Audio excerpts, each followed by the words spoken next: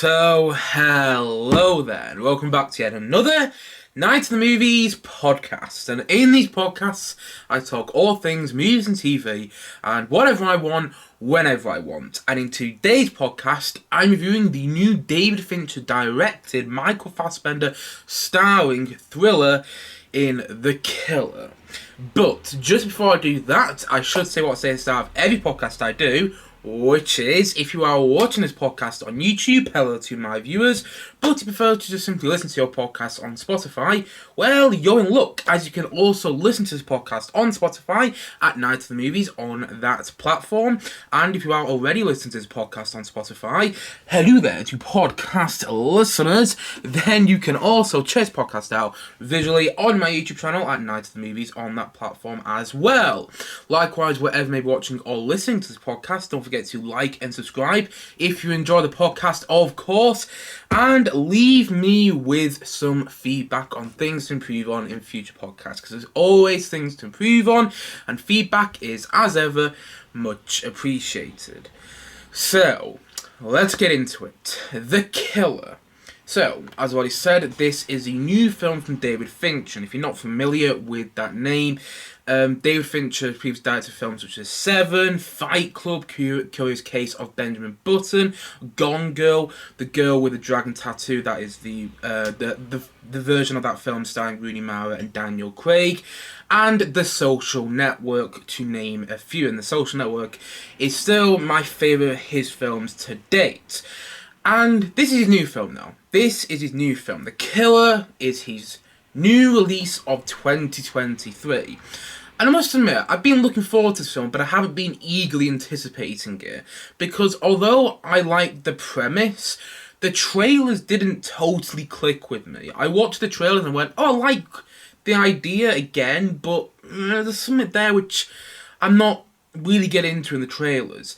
And my excitement was deflated too when I heard that the film was only getting a limited theatrical release because it was going to Netflix. I think Netflix had produced the film, and it's going to be on Netflix, I think, next Friday, on November the 10th or November the 11th. I don't know what date is next Friday. I haven't looked up the date for next Friday, but I'm pretty sure the film comes out on Netflix next Friday. And when I heard that was happening, it deflated my excitement, because I thought, oh, it's only going to have a limited theatrical release, and the chances are I'm not going to get around to watching it, because I'm not going to get around to watching it in a cinema, should I say, because my schedule is tight and it's going to be on at these awkward times, and I'm not going to get to see it in the cinema, so it's not going to be the same experience. Luckily enough, I did get to see it in the cinema though, and I'm so glad that I did. And, right, here is the IMDb plot synopsis for the film. After a fateful near miss, an assassin battles his employers and himself on an international manhunt he insists isn't personal. And that's pretty much all you need to know about the film. Obviously, a lot more happens in the film than the IMDb plot synopsis suggests, but that's all you need to know about it. And here are my thoughts on The Killer. I think this is a very solid film. It's suspense-driven, it's really well directed, it's got this stylish direction to it, and this suspenseful direction which really works in so many moments. Michael Fassbender is brilliant, giving off one of his best performances in quite a long while, to be honest. Fassbender hasn't been at his best recently, and I think this is one of his... Yeah, I do think it's actually one of his best performances, period. He is quite stoic throughout a lot of the film, but then there are certain moments in the film where he starts to show a bit of range, which I think really work. And Tilda Swinton pops up at one point, and she's really great in the film. It's a very well made film. The sound design was brilliant, the way certain scenes were edited had this intensity to them, and you didn't really know where things were going, and I really liked that about the film. And I think, as I mentioned, it's a very solid film overall. That being said, the thing is with this film, and my problem with it, and it's going to sound like a bit of a weird problem, but I'm going to say it anyway. My problem with the film is that it's directed by David Fincher. And that's also the reason I like the film. Let me explain. Let's talk about the problem first. It's directed by David Fincher. And because David Fincher has this fantastic filmography full of phenomenal films that are really amazing to watch and captivate you and compel you and all that jazz, because he's got this phenomenal filmography, you're instantly comparing this film to his previous films, like, say, Seven. And this film doesn't have the same you don't have the same investment and empathy for the characters in this film as you do in Seven. And you're comparing this film to Gone Girl, and I'm someone who's a big fan of Gone Girl. I know some people who have read the book and not so bigger fans of that film, although I haven't read the book, so I wouldn't know. But yeah, I'm someone who really liked Gone Girl, and that film has this visceral intensity and gory, and lots of gory aspects to it, and this story, which has all these unexpected twists and whatnot. And this film doesn't really have that. There's a lot of unexpected moments, but there isn't any twist in the story or the plot that really surprised me too much. So it isn't as good as Gone Girl in the storytelling and in the plotting, and it isn't as complex and as riveting as The Girl with the Dragon Tattoo. And I only watched that film last week, and I was blown away by it. It's absolutely brilliant. I'm pretty sure it's still on Netflix. And this film doesn't have that same riveting storytelling and complexity that Girl with the Dragon Tattoo does.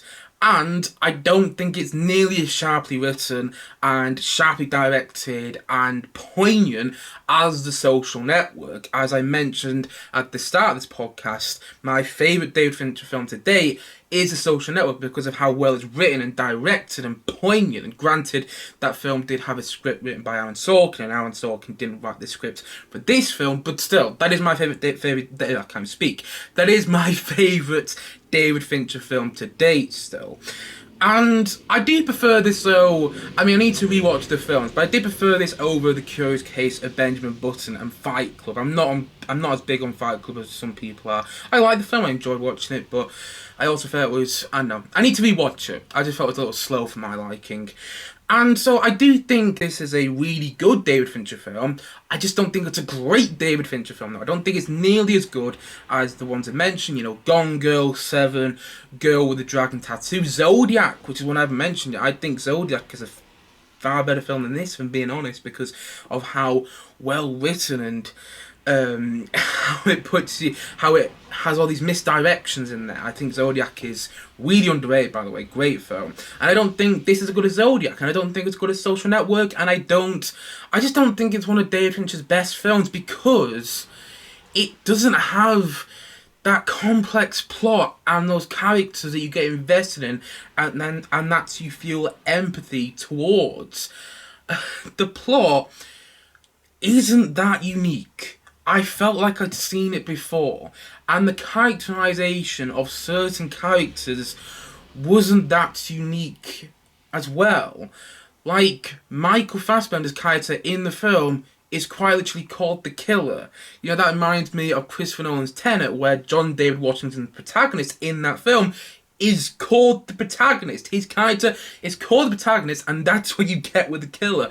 And I struggled to get really invested into that character. I mean, I think I aligned myself with that character because we were on screen with him and put in his mind in so many parts of the film. And I think that works, the way we are put into the mind of this trained assassin. That's one thing I haven't mentioned yet, which I really liked. But I struggled to get invested into that character. And the plot, for me, I didn't gravitate towards it. You know, it didn't grab me. I didn't find it that compelling. The most compelling part of the film for me is the directing from David Fincher, is the way he frames certain scenes, is the way the sound design is used as well. I mean, I know that's not him, but, you know, he did oversee all of that, and I think the sound design in this film is very, very on point, and seeing it in a cinema with the sound booming off these speakers and bouncing around the room was an experience. It's really going to be a shame that a lot of people, well, most people are going to watch it on streaming, on Netflix. I think that's a huge shame because, I mean, who would watch it in the cinema anyway? Because a lot of people say this, but they don't actually mean it. Who makes original films anymore? And then original films come out and people don't watch them. Just look at box office takings for original films earlier this year. And I do think the same would have happened here. If this film came out in cinemas, people wouldn't have gone to see it. They just wouldn't have. So I do think it is a shame that it isn't being seen in the cinema. That being said, I don't think many people would have seen it in a cinema anyway. And I think it going onto Netflix means a lot more people will see it. But I also think it's a shame that people aren't going to have that same cinematic experience, because the sound design may not come off your TV in the same way that it comes off in a cinema. In fact, it's definitely not going to, and that's one of the reasons I vastly prefer the cinematic experience over over watching a film and streaming. That's why I really wanted to see this film in the cinema, and I'm so happy that I did. And I think if I re-watch it on streaming within the next couple of weeks, my liking of the film will decrease. I'm going to wait to rewatch it on streaming, because I definitely want to rewatch it. And I will say, maybe on rewatches, I will like this film more. Maybe I'll find certain details in there which I go, oh yeah, that was really clever, far clever than I initially thought it was. And I do think there is a lot to admire with the film. One thing I already briefly touched on that I haven't really gone into too much is I love how the film puts you in the mind of this trained killer from the get-go. You have this narration from Michael Fassbender as the killer telling you what his thought process is, and I think that's very well done. I think the opening scene is incredibly intense and suspense-driven. You get that so many times throughout the film. I just wish I found the plot more compelling, though, and I wish I found the characters more interesting. And when you're comparing it to David Fincher's other work, it doesn't really hold for me. A Candle to Seven, Gone Girl, The Girl with the Dragon Tattoo, Social Network, is the one that I'm forgetting, and Zodiac. That's it, and Zodiac. So yeah, I think it's a good film. I think it's a very solid film. I think it's very much worth a watch on Netflix. But I just don't think it's brilliant. I don't think it's as brilliant as it should be. And so, all in all, I'm going to say that's The Killer. I'm going to give it a 7.8 out of 10. Like I said, I do like this film, which is why I'm giving it a 7.8 out of 10. That's almost an 8 out of 10. But I was thinking about this rating before I did this podcast today. I was going, I can't quite give an 8 out of 10 though, because I didn't think, it didn't blow me away like some of David Fincher's previous work has. I remember watching The Social Network for the first time and going, wow, I've never seen a film like this before. Same with The Girl with the Dragon Tattoo, same with Seven, and same with Zodiac, and same with Gone Girl. And I didn't have that with this film. Again, very, very good moments, and I don't think it's a bad film whatsoever, but I really think, if it wasn't directed by David Fincher, I wouldn't really like the film at all, because I do think the plot and story and the characters aren't anything we haven't really seen before.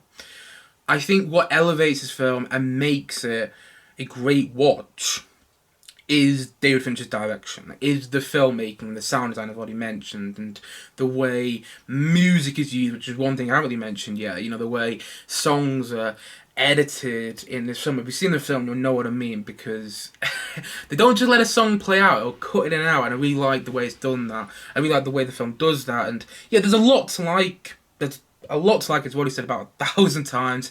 I just didn't love it, and I wish that I did. Still, worth watch, and I'm pretty sure it's on Netflix next Friday. And I would definitely recommend it when it gets on there. And so for me, as I already said, The Killer was a really solid film. It just wasn't a brilliant film overall.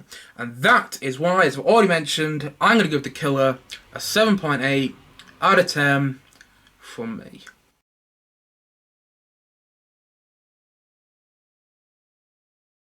Anyway guys, that is it for the podcast for today. If you have already seen The Killer, because I know it has had a limited theatrical release, as I've already mentioned in this podcast quite a few times. So if you have already seen The Killer, please let me know your thoughts on it in the comment section below. I'd love to hear what people think of this film. And if you're watching or listening to this podcast by the time The Killer is already released on Netflix, let me know what you think of the film on streaming as well. I'd love to hear what people are thinking of it in a different film viewing environment than what I watched in. Please let me know your thoughts on The Killer in the comment section below. Maybe you love it, maybe you hate it. Whatever your thoughts, let me know in the comment section below. And thank you, as always, for watching or listening to this podcast. And if you haven't yet, please do click down below and like and subscribe on this podcast. And look forward to many more podcasts coming very soon on this channel. As I said, thank you as always for watching or listening, and I suppose this is it. So I will see you guys again soon, but bye for now. Bye!